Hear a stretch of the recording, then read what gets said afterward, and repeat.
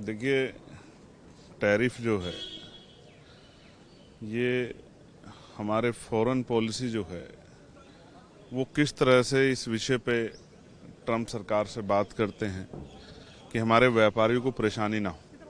Tariff वो लगा सकते हैं, टैरिफ तो हमारे यहाँ के सरकार भी बढ़ा सकती है। तो ऐसा नहीं कि पिछले लंबे समय से बार बार टैरिफ का जिक्र हो रहा है, लेकिन जब ये टैरिफ बढ़ेंगे तो इससे हमारे व्यापारियों को परेशानी होगी, तो हमारी सरकार को उसका हल निकालना चाहिए कि वो उनसे बात करें।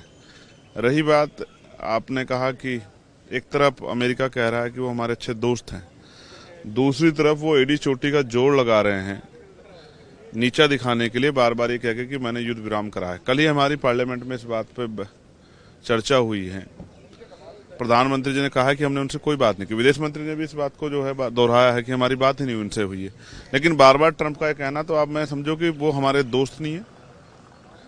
ऐसे दोस्त से तो दुश्मन अच्छे। वो बार बार हमारे देश को, हमारे प्राइम मिनिस्टर को अपमानित कर रहे हैं। मैं तो ये चाहता हूं कि पार्लियामेंट में उनके खिलाफ निंदा प्रस्ताव लाया जाए।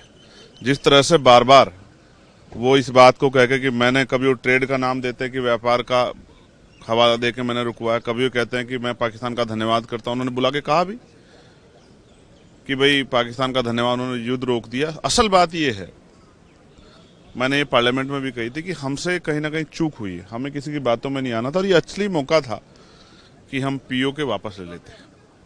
हमें चूकना नहीं चाहिए था। एक सीडी जिस अखंड भारत की बात भारतीय जनता पार्टी करती है, वो अखंड भारत जो है उसकी पहली सीढ़ी हम लोग चढ़ते अगर हम ये मौका ना चूकते।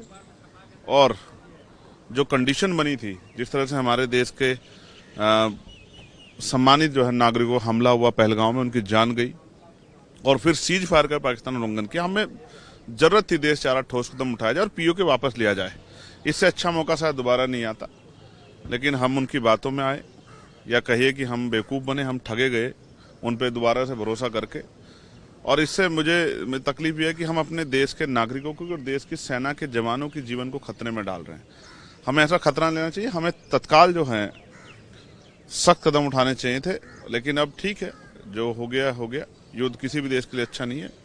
वैसे भी हम लोग बुद्ध को मानने वाले लोग हैं, रविदास कबीर जी को मानने वाले लोग हैं। तो भविष्य में ऐसा ना हो, इसके लिए हमें अपनी मजबूत तैयारी करनी चाहिए। और मैं फिर आज कहूँगा कि सदन में जो है अमेरिका के राष्ट्रपति के खिलाफ हमें निंदा प्रस्ताव लाना चाहिए, क्योंकि वो लगातार देश का और देश की चुनी हुई सरकार का अपमान कर रही है। ये हम लोग बर्दाश्त नहीं करेंगे।